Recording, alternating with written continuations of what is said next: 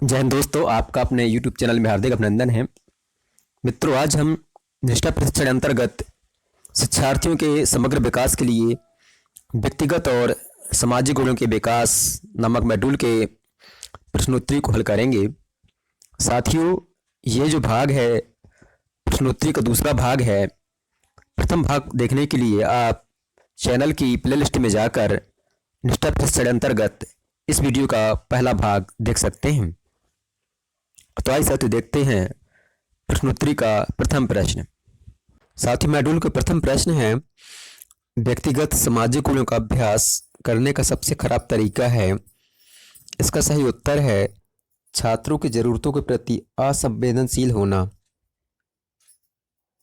अगला प्रश्न है, एक शिक्षक सुविधा प्रदाता के रूप में आप माध्यमिक स्तर के शिक्षार्थियों में व्यक्तिगत सामाजिक गुणों को विकसित करने के लिए कौन सा दृष्टिकोण सबसे अच्छा मानते हैं? साथियों, इसका सही उत्तर है ऑप्शन दूसरा, वांछित गुणों को स्वयं प्रस्तुत करना।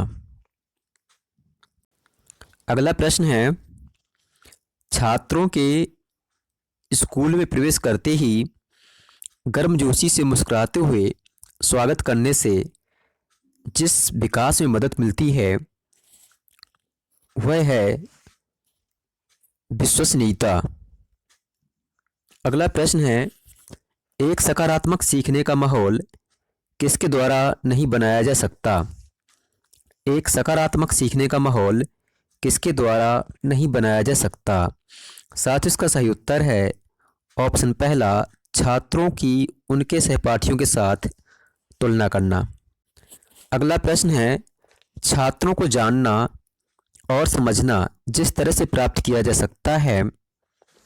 इसका सही उत्तर है संवेदनशील होकर। अगला प्रश्न है, तदनुभूति तब होती है जब कोई तदनुभूति तब होती है जब कोई दूसरों की चिंता और संदर्भ को समझता है। अगला प्रश्न है, बाधाओं का सामना करने का सबसे अच्छा तरीका है। बाधाओं का सामना करने का सबसे अच्छा तरीका है उन्हें स्वीकार, विश्लेषण और सही करना। अगला प्रश्न है, जब आप यह निर्णय कर रहे हो कि आपकी कक्षा का कोई शिक्षार्थी अच्छा है या बुरा है तो आप हैं। इसका सही उत्तर है आलोचनात्मक। अगला प्रश्न है, वर्तमान संदर्भ में एक शिक्षक की भूमिका का वर्णन करने का सबसे अच्छा तरीका है। वर्तमान संदर्भ में एक शिक्षक की भूमिका का वर्णन करने का सबसे अच्छा तरीका है एक शिक्षक नेता के रूप में। अगला प्रश्न है, निम्नलिखित में से कौन सा प्रभावी मौखिक संवाद है? निम्नलिखित में से कौन सा प्रभावी मौखिक संवाद है? इसका सही उत्तर है आत्मविश्वासी और स्पष्ट आवाज। अगला प्रश्न है, स्वयं के कार्यों की जिम्मेदारी लेना दर्शाता है। स्वयं के कार्यों की जिम्मेदारी लेना दर्शाता है। इसका सही उत्तर है सकारात्मक सामाजिक कौशल। अगला प्रश्न है, कक्षा में शिक्षार्थी किसके द्वारा व्यक्तिगत सामाजिक गुणों को आत्मसात करते हैं? कक्षा में शिक्षार्थी किसके द्वारा व्यक्तिगत सामाजिक गुणों को आत्मसात करते हैं? इसका सही उत्तर है शिक्षक का अनुकरण करने से। अगला प्रश्न है, निम्न में से संवेदनशील शिक्षक की विशेषता कौन सी है? निम्न में से संवेदनशील शिक्षक की विशेषता कौन सी है? इसका सही उत्तर है छात्रों की जरूरतों और समस्याओं के अनुरूप होना। अगला प्रश्न है, निम्नलिखित में से कौन सा कथन सकारात्मक आत्म दृष्टिकोण दर्शाता है?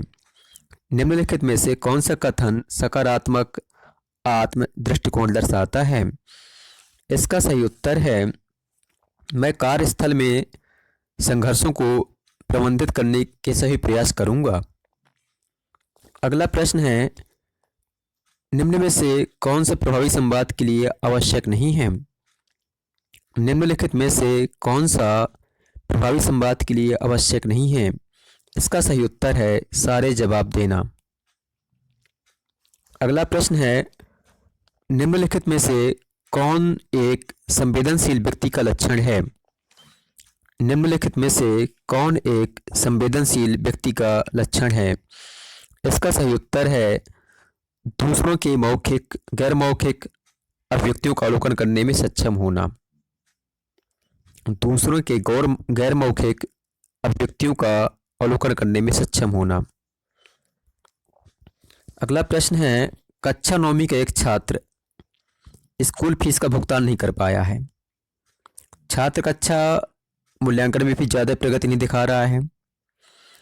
शिक्षक कक्षा में उस छात्र को डांटता है और स्टाफ रूम में दोपहर के भोजन के दौरान कहता है कि वह छात्र जिस पृष्ठभूमि से आ रहा है उसे देखते हुए ऐसे छात्रों से यह उम्मीद की जानी चाहिए।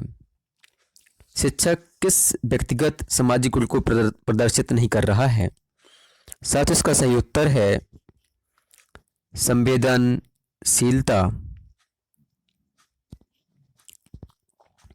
अगला प्रश्न है,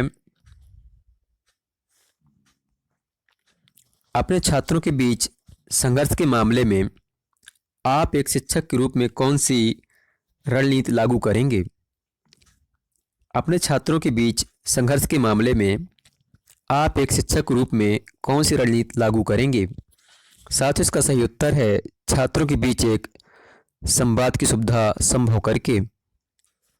अगला प्रश्न है, निम्नलिखित में से कौन तदनुभूति संप्रेषित करने का एक तरीका नहीं है? निम्नलिखित में से कौन तदनुभूति संप्रेषित करने का एक तरीका नहीं है? साथ इसका सही उत्तर है व्यक्ति के अनुभव के तरीके के साथ तारतम्य। अगला प्रश्न है, यह समझना कि आपकी कक्षा में एक छात्र अपनी सीट पर झूलता है जब वह छात्र ध्यान से सुन रहा या रही है, ये आपकी क्षमता को दर्शाता है। इसका सही उत्तर है संवेदनशील और देखभाल करने वाला होने की। अगला प्रश्न है, दूसरे व्यक्ति के दृष्टिकोण को समझना क्या कहलाता है? दूसरे व्यक्ति के दृष्टिकोण को समझना क्या कहलाता है? इसका सही उत्तर है परिप्रेक्ष्य लेना। साथियों, हमने 20 में से 20 प्रश्न हल किए हैं। कोई भी प्रश्न स्किप नहीं किया है। मित्रों, आपको हमारा वीडियो पसंद आया हो तो आप हमारे चैनल को सब्सक्राइब करें, वीडियो को लाइक करें और अपने दोस्तों के बीच शेयर करें। धन्यवाद।